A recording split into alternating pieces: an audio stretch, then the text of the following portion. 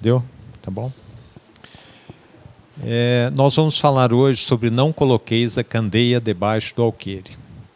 O que representa para a gente essa candeia? O que é o alqueire?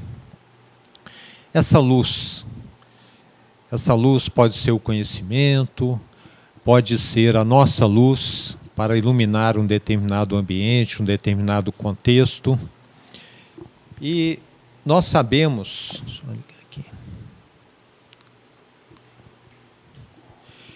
que o alqueire era utilizado como um vasilhame em que se mediam, secos ou líquidos, e tinha mais ou menos uma capacidade de 13 litros. Então, não coloqueis a candeia debaixo do alqueire significa o quê? Colocar uma luz e, de repente, esconder essa luz. Colocar essa luz debaixo do móvel, debaixo de uma cama, não tem o menor sentido isso. Não é? Essa questão, esse convite de Jesus, ele consta tanto do Evangelho de Lucas quanto do Evangelho de Mateus. E a gente vai falar um pouquinho mais sobre que contexto ele nos trouxe essa mensagem.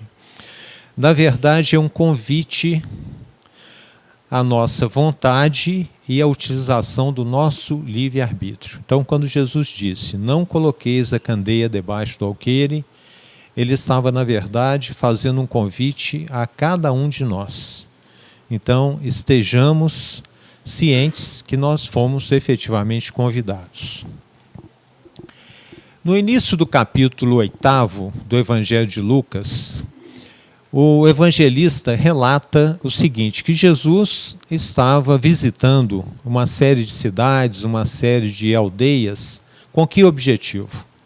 Divulgar a boa nova e também o reino de Deus, a chegada do reino de Deus. Então, assim que o evangelista começa esse capítulo 8º.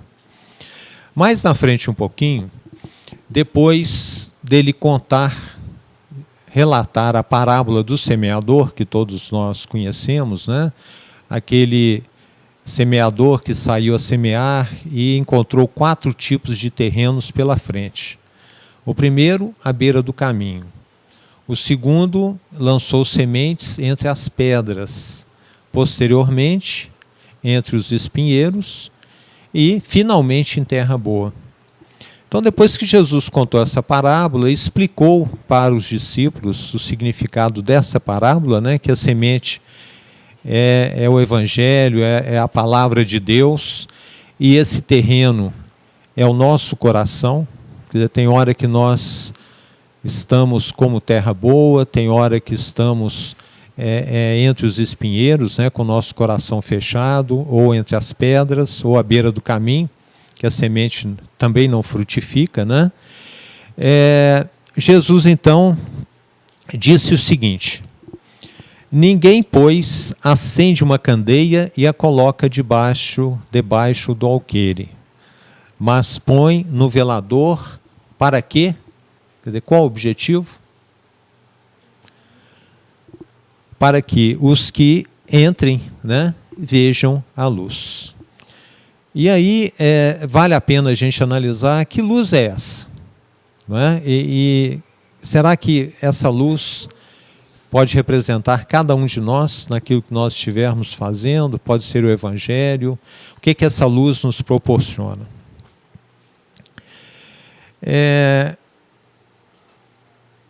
Para que não haja, ele continua nessa passagem do Evangelho, ele fala o seguinte, porque não há coisa encoberta que não haja de manifestar-se, nem coisa secreta que não haja de saber-se e vir à luz. Então, é o versículo seguinte, o versículo 17 dessa passagem, em que no Evangelho está muito claro que não há nada que ficará encoberto.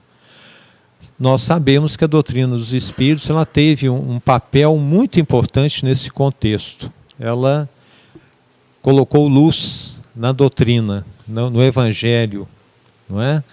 fazendo com que aqueles pontos obscuros eles fossem esclarecidos e também aquilo que estava esquecido fosse relembrado. Então a verdade, um dia ela aparece. Não adianta negar, não adianta querer esconder. Uma hora ela vai aparecer. E muitas vezes nós é que ainda não estamos preparados para receber essa mensagem. O nosso coração ainda não foi tocado, conforme a gente viu na parábola do semeador. E aí, no versículo 18, é muito interessante, complementando essa questão da candeia, né? Está escrito o seguinte: vede, pois, como ouvis. Nós estamos abertos para escutar a mensagem? Porque a quem tiver, lhe será dado. E a quem não tiver, até o que parece ter, lhe será tirado. Parece uma injustiça isso? Aparentemente sim. Mas na verdade significa o quê? Se nós nos prepararmos, por exemplo, para uma determinada atividade, o que vai acontecer? Nós vamos aproveitá-la muito mais, não é? Agora, se eu não estiver preparado para alguma coisa, eu não vou usufruir daquele benefício. Vou dar um exemplo. Alguém que vai fazer um curso no exterior, já começa a estudar a matéria, né, que ele vai estudar lá, a língua, os costumes. O que vai acontecer? Terá uma chance muito grande de chegar lá e aprender em toda a sua potencialidade aquilo que está sendo transmitido. Agora, aquela pessoa que não se preocupou em aprender a língua e não se preocupou em ir pelo menos com uma base daquilo que será falado, aquilo que será dado no curso, ele não vai aproveitar quase nada. Ele vai, na verdade, perder o seu tempo. E é o que foi dito aqui, né? Até o que parece ter lhe será tirado. Um outro exemplo da agricultura: se plantarmos, por exemplo, 1 quilo de feijão, se prepararmos adequadamente a terra, posteriormente irrigarmos, né, retirarmos o mato, cuidarmos dessa plantação, nós vamos colher possivelmente 40, 50 vezes mais. Aquela pessoa que só jogar a semente sobre a terra, depois de algum tempo ele vai chegar lá para colher e não vai efetivamente encontrar nada. Então ele terá perdido tudo efetivamente. Nós buscamos lá no Evangelho de Mateus, lá no capítulo 4, a seguinte mensagem: o povo estava sentado em trevas, viu uma grande luz. Vamos imaginar essa situação. Estávamos em meio a trevas, né? E esse povo viu uma grande luz. Sim, aos que estavam sentados na região da sombra da morte, a estes a luz raiou. Então, o que a gente acha em relação, por exemplo, a este raio de luz? Só a luz, nesse caso, basta? Ou é preciso que cada um se movimente, cada um encontre o caminho, cada um veja para onde vai? Então não basta simplesmente o raiar da luz, o aparecimento da luz. Já é um passo muito importante, mas é preciso que façamos a nossa parte. Nós fomos buscar também, no livro Pão Nosso, de Emmanuel, lá no capítulo 68, cujo título é Necessário Acordar, as seguintes frases: desperta, ó tu que dormes, levanta-te dentre os mortos e o Cristo te esclarecerá. Essa é uma passagem de Paulo, né, aos Efésios, capítulo 5, versículo 14, e o Emmanuel comenta sobre essa passagem do Evangelho. Mas é muito interessante a gente comentar sobre essa questão do despertamento. E isso se aplica a cada um de nós. Será que ainda estamos dormindo? Será que essa luz é suficiente para fazer-nos acordar? Ou estamos nos comportando como mortos? Mortos no sentido de que não nos interessamos efetivamente por nada. É aquela pessoa que a informação chega, o conhecimento, os convites chegam, as oportunidades de trabalho, e ele não se movimenta. Ele está totalmente parado, né?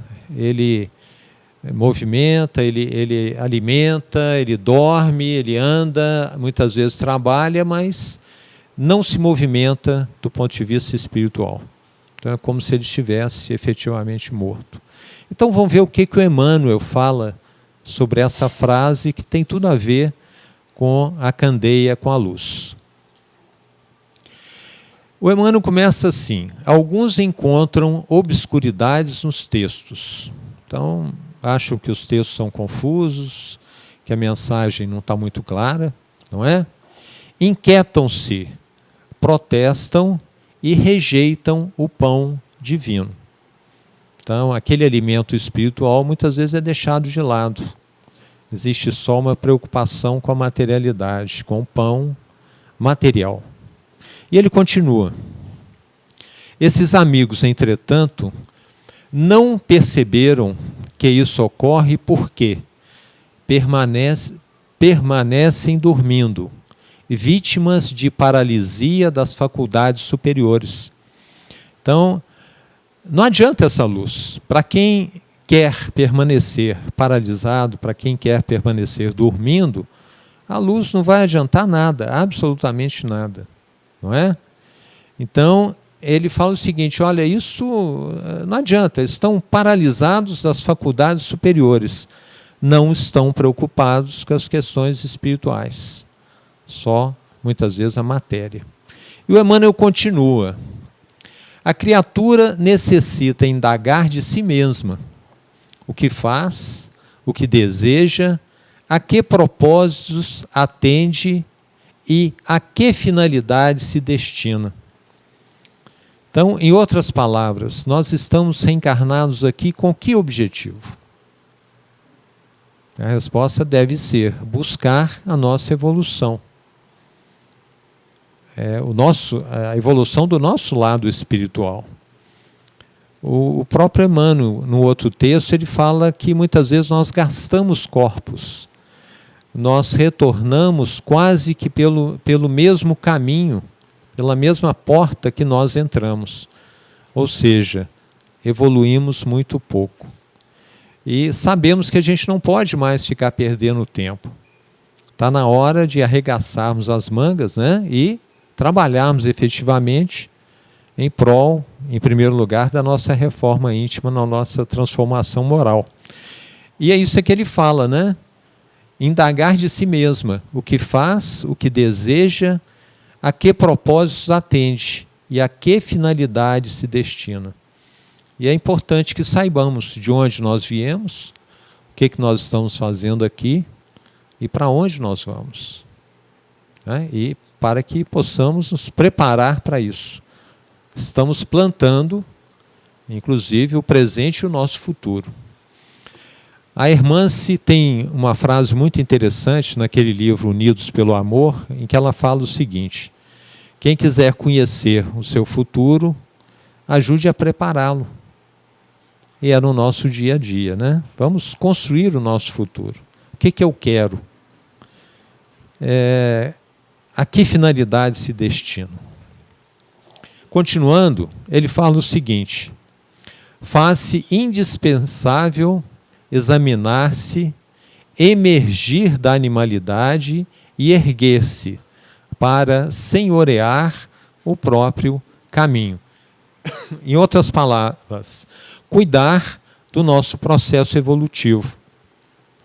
Então está na hora de nos conhecermos, quem nós somos, trabalhar as nossas dificuldades, eliminar os nossos vícios, as más tendências e tomarmos as rédeas, né? Quando ele fala aqui para senhorear o próprio caminho, é tomar as rédeas do nosso processo evolutivo.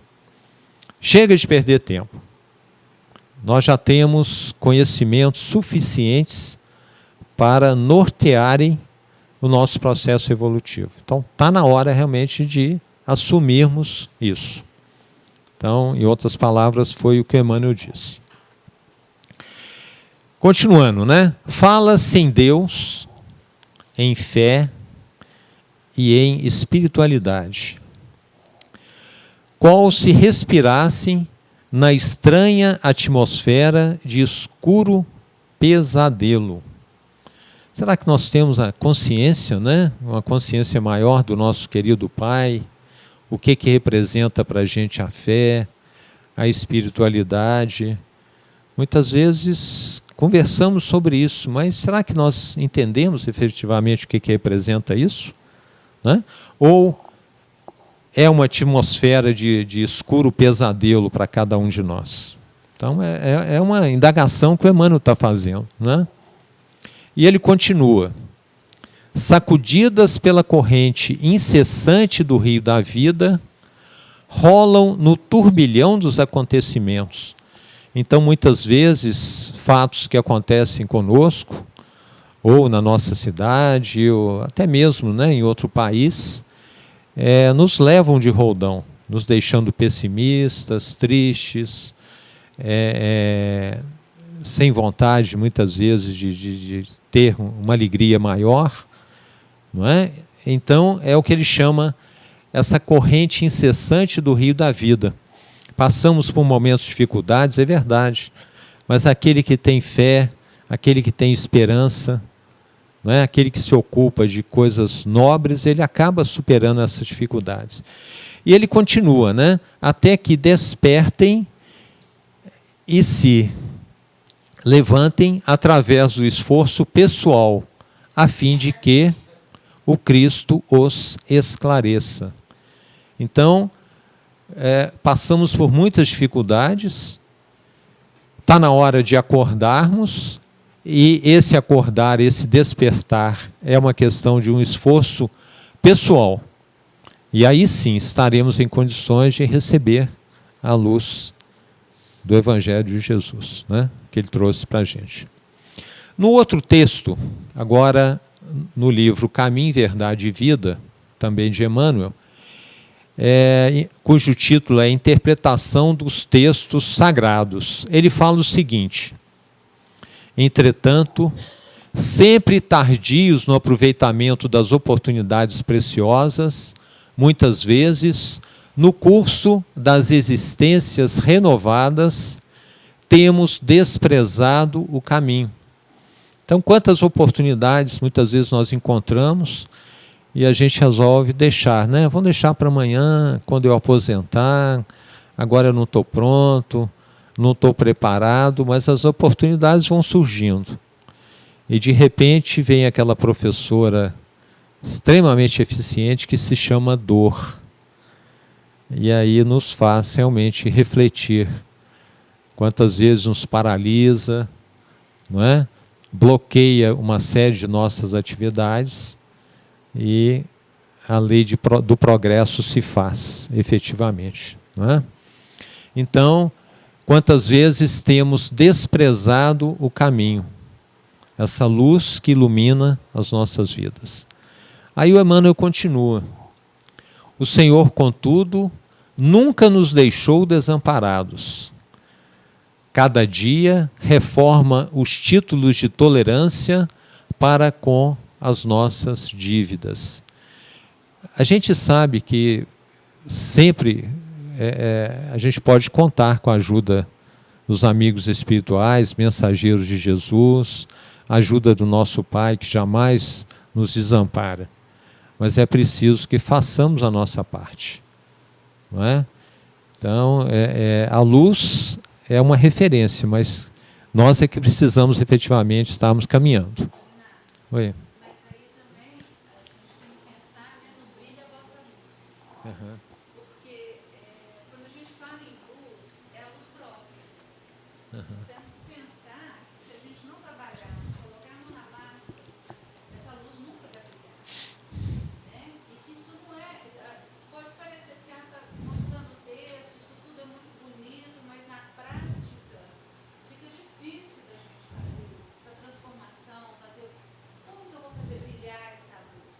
Então, assim, quando a gente se envolve tanto na parte material, que a gente não quer nem saber se tem luz, se não tem, se é bom, se não é, o que é bom para o espírito. Hoje em dia, é bom que é material. O que o outro tem, me convém. Agora, o que o outro faz, eu não sei se me convém tanto assim. A gente tem que ter discernimento para pesar a balança. O que eu estou fazendo é próprio, pessoal. Eu estou fazendo para que essa luz venha à tona. É verdade. Muita dificuldade, igual você falou, os textos podem ser, às vezes, complicados de serem entendidos, mas que eu tenho que fazer um esforço e buscar. Nós procuramos dividir esse estudo, né, em duas partes. A primeira parte é exatamente essa luz que vem de fora. Essa luz que é o Evangelho, é a doutrina dos Espíritos, são os ensinamentos. Por exemplo, o Chico ele psicografou mais de 400 obras. Será que quantas dessas nós já tivemos a oportunidade de estudar? E, posteriormente, o que ela vai fazer? Fazer com que desperte essa luz interior. E que daqui a pouco, inclusive, a gente vai falar sobre isso. Mas, só para ilustrar essa questão, no Natal do ano passado, nós fizemos uma vivência na nossa casa, em que falamos sobre o Natal. Quando as pessoas chegaram no salão grande, né, nós distribuímos para cada uma vela que estava apagada.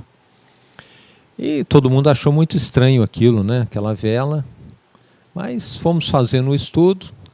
Lá na frente tinha um presépio, falando sobre o Natal, né, uma vela acesa. E apagamos, depois de concluído o estudo sobre o Natal, apagamos todas as luzes do ambiente. E as pessoas foram convidadas a buscar a luz, cada uma pudesse acender a sua vela, né, naquele presépio onde nós tínhamos o Cristo ali na manjedoura. Então, buscavam a luz na fonte. E na medida que iam retornando, já com a sua luz acesa, sua vela acesa, elas iam acendendo as velas das pessoas que encontravam pelo caminho. Então houve uma multiplicação. Perceberam a vivência? Quer dizer, uma ia acendendo a vela das outras, né? Até que todas as velas estivessem acesas. E aí o que aconteceu no salão? Ele ficou todo iluminado. Então, muitas vezes eu posso buscar essa luz lá na fonte, mas posso também, ao longo da minha jornada, da minha caminhada, ao estar com a minha luz acesa, não é? Acender ou fazer com que outros possam acender as suas luzes, porque acender a luz é uma iniciativa pessoal. Eu posso ter a vela, posso ter uma chama, mas achar que não é o momento, não é? Bom, então vamos caminhar um pouquinho sobre essa questão aqui. Nós nunca estamos desamparados.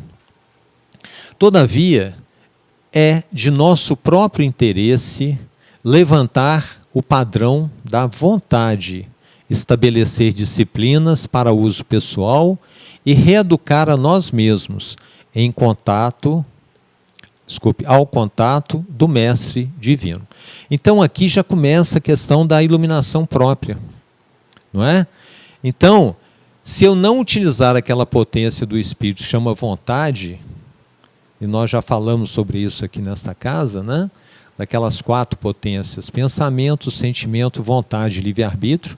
E a vontade, ela segundo Leon Denis, é a maior potência do Espírito. Se não levantarmos o padrão da vontade, estabelecendo essa disciplina e a reeducação, em outras palavras, o que é isso? É a reforma íntima, é a transformação moral. Então, obtendo essas informações, e daqui a pouco a gente vai falar mais sobre isso, né? Eu posso estar acendendo essa luz interior. Então, é exatamente nesse ponto, né, Sônia, que a gente está querendo chegar e mostrar que trata-se, na verdade, esse estudo aqui, de um convite. E vai ficar literalmente mais claro isso para a gente. Ele é um amigo generoso, mas tantas vezes lhe olvidamos o conselho. que somos suscetíveis de atingir obscuras zonas de adiantamento indefinível de nossa iluminação interior para a vida eterna. Então, a oportunidade que o Evangelho nos dá, e através da mensagem de Jesus, para que façamos o quê? Acendamos essa luz que existe em cada um de nós. Não é? Então, a nossa iluminação interior para a vida eterna. Nesse ponto aqui, então, nós terminamos os comentários aqui do livro Caminho, Verdade e Vida, né, do Emmanuel. Na oração de São Francisco, nessa oração, vocês sabem disso, na música, né, essa música começa assim: Senhor, fazei-me instrumento de vossa paz. O que é isso, na verdade? É estar me colocando à disposição da vontade do Senhor, não é? Não é isso? Então, eu estou me oferecendo, me coloco como instrumento da vossa paz. E tem uma série de questões, né? Entre elas, uma que fala diretamente sobre o nosso estudo. Onde houver trevas, que eu leve a luz. Mas como é que eu posso dar alguma coisa que eu não tenho? Como é que eu posso proporcionar a alguém essa luz se eu ainda me encontro em trevas? Como é que eu posso me tornar esse instrumento? Não é? Então, tem a ver com esse nosso estudo. Nós estamos tentando fechá-lo, né?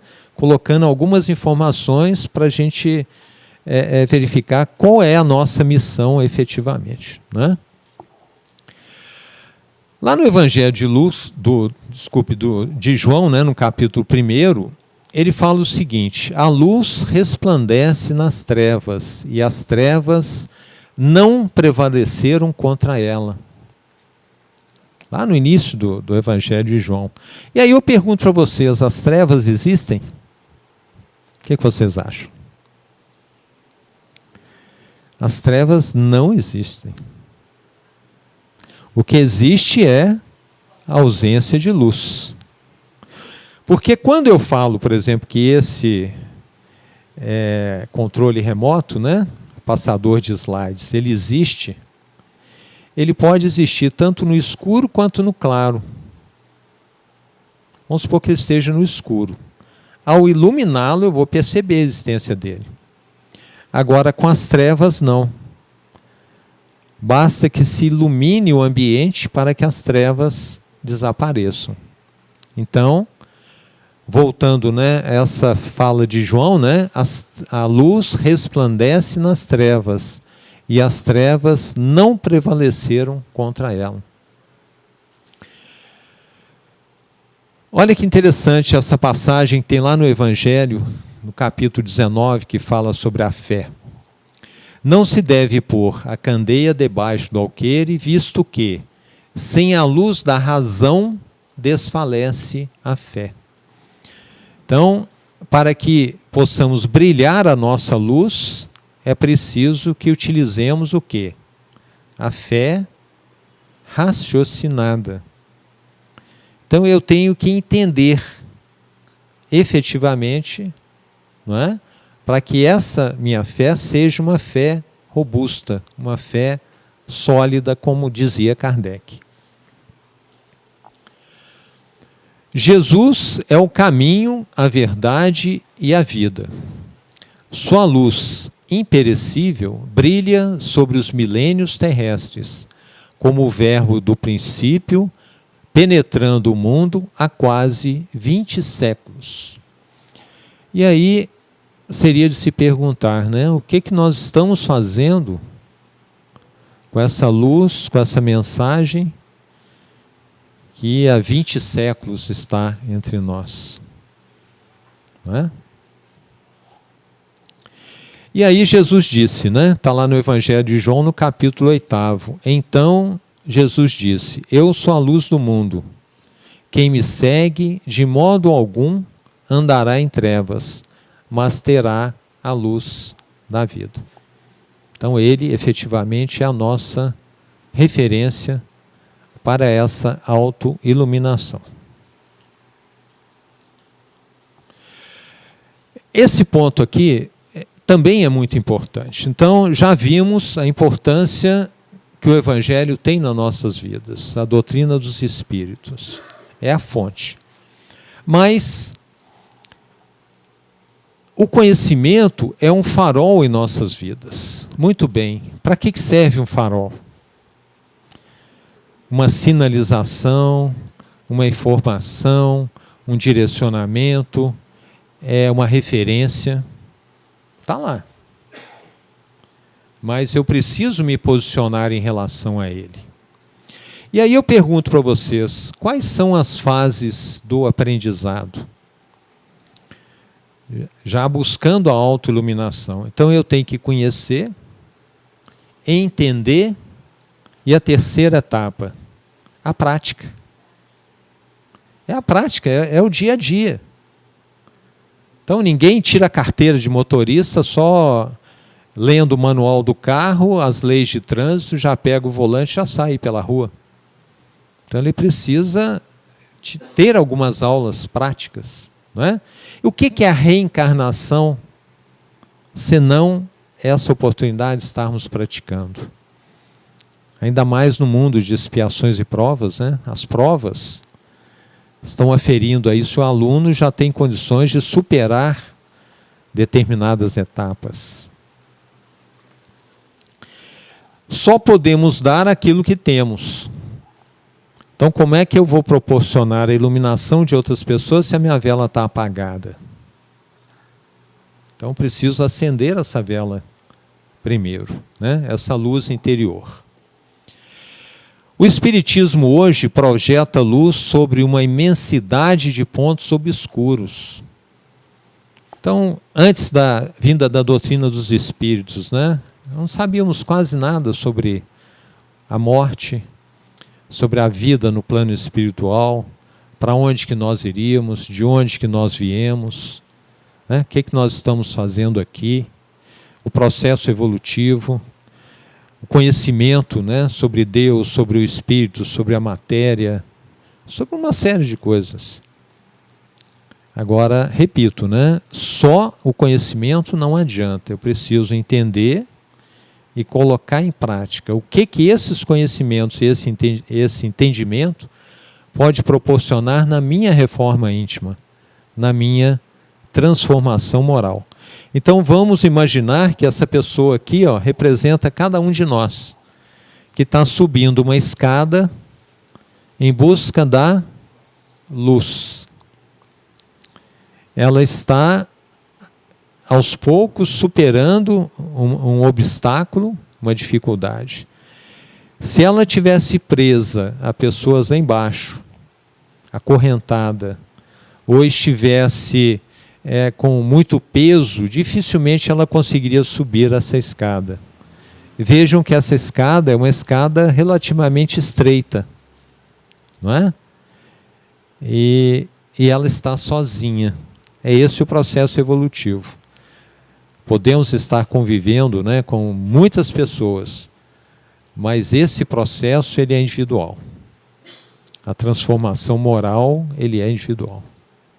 Cada um de nós perante a sua consciência. A doutrina de Jesus é a doutrina dos... O Evangelho, né? O Evangelho de Jesus e a doutrina dos Espíritos nos libertam. Nos libertam de quê? Não é? De uma série de preconceitos, uma série de dogmas que nós trouxemos aí de muitas encarnações. É uma questão muitas vezes cultural. Então essa libertação, somos seres espirituais. Não é? Um dia, conforme está lá no livro dos Espíritos, seremos espíritos puros. A lei do progresso, ela se faz em todo o universo, ela está presente em todo o universo. Assim como as 9 outras leis. Não é? Conhecereis a verdade e a verdade vos libertará. O que significa isso? Está lá no Evangelho de João, no capítulo 8. Porque a pessoa que sabe efetivamente por onde ela deve seguir, por onde caminhar, ela anda mais rápido, ela sofre menos, ela não fica em dúvida. Muitas vezes ela encontra aquele caminho mais rapidamente do que outras pessoas, ela se sente livre. Então, quando eu conheço um caminho de um determinado lugar, fica mais fácil chegar, mais rápido, com menos sofrimento. Porque se chegar num ponto desse aqui, para onde que eu vou? Para a esquerda, para a direita? E se eu tomar o caminho errado, o que vai acontecer? Vou perder muito tempo, vou perder energia, né, e vou ter que retornar. E vou atrasar meu processo, essa viagem, que é, na verdade, uma reencarnação, né? Ou várias delas, né? O Eurípides Barçanufo, ele tem uma frase muito conhecida que é: poderoso é o sol da verdade. Então a verdade da nossa vida é um sol, né, que está clareando tudo. Quer dizer, as trevas não conseguem prevalecer sobre esse sol que é a verdade. Agora eu tenho acesso a essa verdade, tenho acesso ao conhecimento, eu estou me beneficiando dessa facilidade que eu tenho hoje, ou estou continuando a perder meu tempo, né? E aí é um convite, chegando aí no ponto da brilhar a sua luz, né? Está lá no Evangelho de Mateus também, no capítulo 5, no versículo 16. Assim resplandeça a vossa luz diante dos homens. Mas o objetivo não é estar numa posição de destaque, e sim trabalhar em prol do semelhante, né, de servir, e também, quem sabe, servir de referência, né, um apoio, como ajuda, como aquele ombro que sustenta a muitos. E vem o convite, então, de Jesus, né, que está lá no versículo 16, que fala assim: assim resplandeça a vossa luz diante dos homens, para que vejam as vossas boas obras e glorifiquem a vosso Pai que estás nos céus. Então, como que podemos estar brilhando a nossa luz? Conhece a árvore pelos seus frutos, pelas nossas obras. Mas, repito, não é que façamos essas obras com o objetivo de conseguirmos uma posição de destaque. Não é nada disso. Mas, sim, ajudar, amparar. A gente sabe como é importante a prática da caridade, não é? Então, para que vejam as vossas boas obras e glorifiquem a vosso Pai que está nos céus. Então, naquela música de Francisco de Assis, né, quando nós nos oferecemos, né, para ser instrumento da vossa paz, uma forma é exatamente essa, através das nossas obras, através do amparo aos nossos semelhantes, porque muitas vezes nós somos instrumentos da vontade do Pai. Quantas vezes os amigos espirituais buscam encarnados de boa vontade para estarem socorrendo irmãos que passam por necessidades, né? Vamos fazer algumas reflexões agora. O que pode representar a luz em nossas vidas? Vamos pensar um pouquinho sobre a questão da luz. O que ela pode representar? Vamos imaginar que estejamos todos num lugar assim muito escuro. O que essa luz pode representar para a gente, né? O entendimento, concordam? Né? A luz é o entendimento. Opa, estava tudo, não estava entendendo nada, a situação estava muito obscura e de repente, opa, entendi. Não é?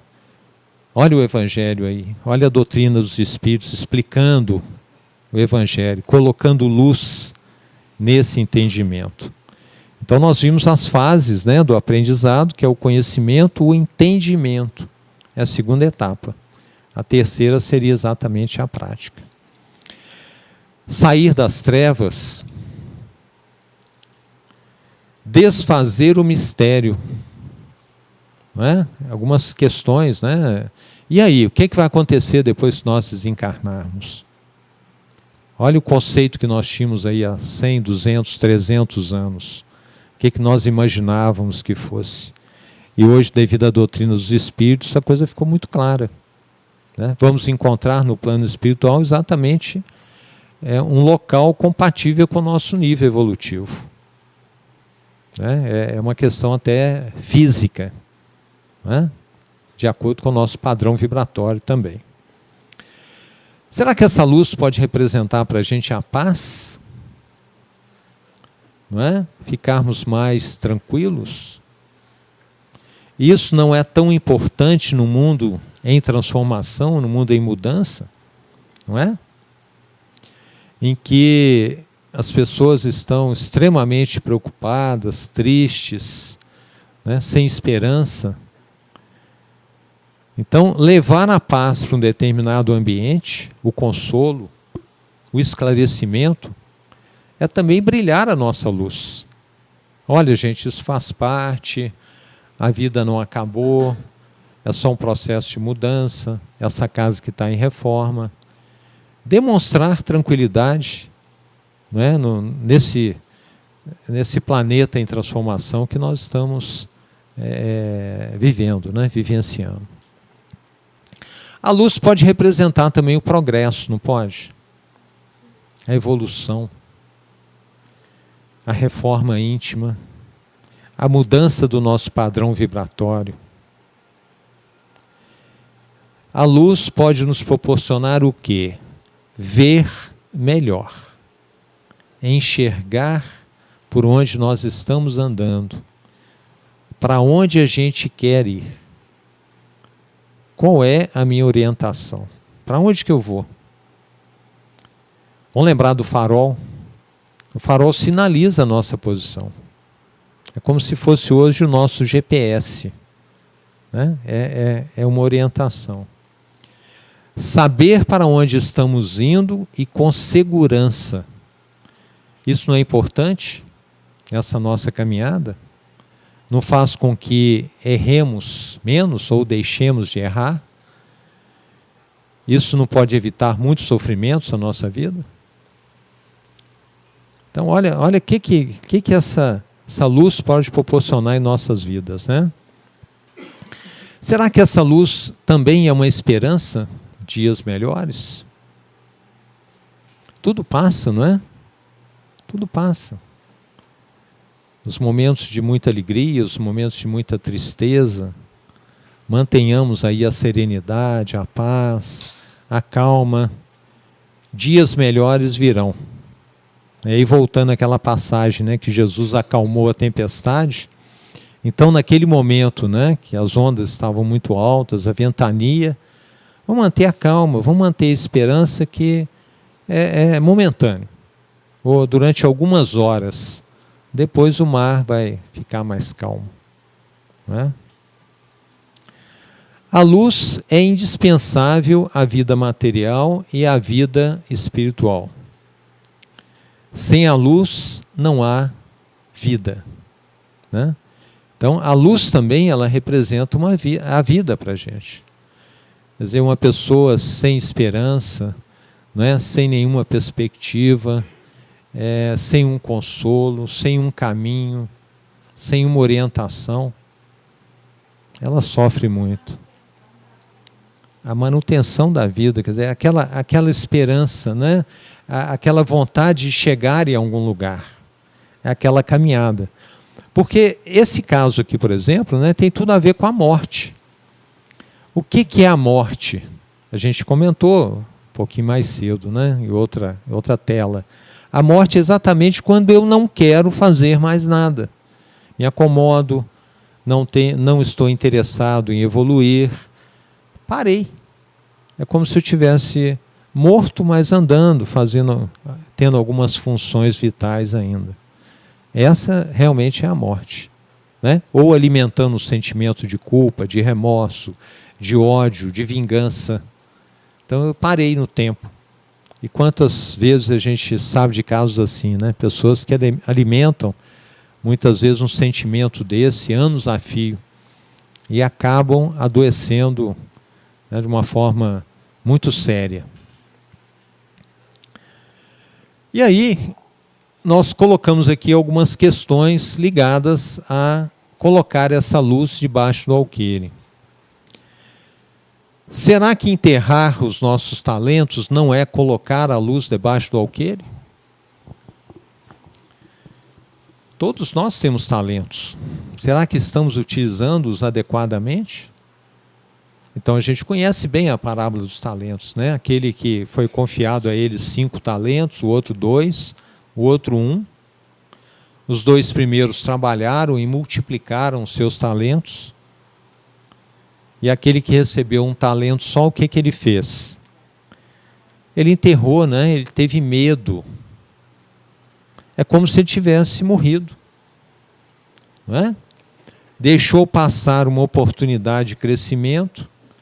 É como se ele tivesse colocado a luz debaixo do alqueire. Está começando a fazer sentido esse estudo para cada um de nós? Quais são os talentos que eu tenho? Vamos colocá-los em prática. Vamos fazer com que eles brilhem. Olha quantos talentos nós temos, né? A própria inteligência, a capacidade de acesso à informação, a oportunidade de trabalhar, o fato de podermos andar, de falar. Uma série de oportunidades são colocadas para cada um de nós. E o que a gente às vezes faz? Não é comigo, vou esperar uma outra oportunidade, não estou pronto, não quero. Vem uma oportunidade de trabalho na área da caridade, a gente deixa passar. É o que a gente viu no início, né? Quantas oportunidades nos são oferecidas? E sempre adiando, não é? Por exemplo, não assumir a mediunidade. Sabemos quantas pessoas, quantos médiuns nós temos, principalmente nas nossas casas espíritas, né? Que acham que não querem educar a mediunidade, não querem trabalhar, e muitas vezes assumiram um compromisso ainda no plano espiritual, de atuar na área mediúnica, né? E estão enterrando aí os talentos, né? Não aproveitar as oportunidades de trabalho no bem. Então recebemos um convite, vamos visitar um asilo, vamos visitar uma creche, vamos fazer uma campanha do quilo, uma campanha do livro, isso e aquilo. Estamos sempre adiando, sempre adiando. Às vezes achamos que não estamos prontos, não é? Então, estamos colocando essa luz, esses talentos, no local onde ele não se torna visível. Um grande talento que nós temos é o tempo. E o tempo, segundo o próprio Emmanuel, né, é um tesouro que nós não podemos armazenar. É um tesouro que nós temos que trocá-lo por alguma coisa. Seja como atividade útil, seja como algo que não vai acrescentar muita coisa no nosso processo evolutivo. E quantos irmãos chegam no plano espiritual, depois de uma encarnação com uma série de oportunidades, e chegam à conclusão no plano espiritual: nossa, quantas oportunidades eu perdi, quanto tempo eu não aproveitei. Porque a questão do aproveitamento do tempo é uma questão de estarmos priorizando as nossas atividades. Porque quando a gente quer arranjar um tempo, por exemplo, para ir a um shopping, assistir um jogo, fazer alguma coisa, a gente arranja. Ir para um clube, tem dúvida nenhuma. Mas muitas vezes a gente fala assim: eu não tenho tempo. Não é isso? Para as questões espirituais. E amanhã vamos verificar que desperdiçamos esse tesouro maravilhoso que foi colocado em nossas mãos. ou quando acordamos já estamos numa idade que a gente não pode fazer tanta coisa quanto poderíamos há 20, 30, 40 anos atrás. E aí? Vamos estar mais limitados. Mas ainda há tempo, não é, de fazermos alguma coisa. À medida que subimos numa montanha, vamos enxergando mais longe e entendendo melhor a nossa vida. Este é o processo evolutivo. Eu queria dar um exemplo para vocês. Imagine alguém que esteja nesse ponto preto aqui, dessa tela, ou naquele ponto azul, ou no ponto branco. Essa pessoa vai afirmar, né, e é capaz de discutir com a outra que essa tela é toda azul, ou é toda preta, ou é toda branca. Concordam? Alguém que está nesse ponto branco aqui, ó, ele vai afirmar que essa tela é toda branca, porque é onde ele está vendo, é onde ele está percebendo. Na medida que vamos evoluindo e nos distanciando, enxergando o todo, que cor que é essa tela, na verdade? Ela não é só branca, não é só preta e nem só azul, não é? Ou uma combinação dessas cores.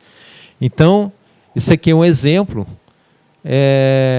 para mostrar essa questão do processo evolutivo. Quanto mais subimos nessa escala evolutiva, mais nós enxergamos, as coisas ficam claras para a gente, não é? Mas aí exige um esforço, porque subir uma montanha exige um processo de perseverança, de trabalho. Vamos imaginar aquela questão da escada. A subir aquilo ali, eu posso parar, ficar estacionado ali. Mas exige trabalho, exige esforço, perseverança. E isso, tudo que nós estamos falando, diz respeito à nossa evolução moral, à nossa reforma íntima. A providência revela gradualmente as verdades na proporção que a humanidade vai amadurecendo. E Jesus, ele disse isso claramente, né? Eu poderia falar muita coisa para vocês, mas ainda vocês não estão em condições de entender. E quando ele explicou as parábolas, né, ele falou sobre isso. Os discípulos perguntavam por que ele falava por parábolas, né? E ele deixou claro, até mesmo, né, nessa passagem do Evangelho de Lucas, né, lá no capítulo 8, que a vocês, eu posso falar porque vocês já estão preparados, mas para os outros, muitas vezes, eles verão e não enxergarão, né? Escutarão, mas não perceberão realmente qual que é a mensagem. E aí eu pergunto, será que nós já estamos preparados? Com a quantidade de informações que nós temos, com a revelação, né, que é a doutrina espírita, Consolador prometido. Então agora é colocar em prática, né? Olha o convite que é feito para cada um de nós. Vós sois o sal da terra. E se o sal for insípido, com que se há de salgar? Então, somos o sal da terra, né? E se ele perder a sua capacidade, né, o seu gosto, o seu sabor, não vai servir para nada. É uma relação entre a questão da luz.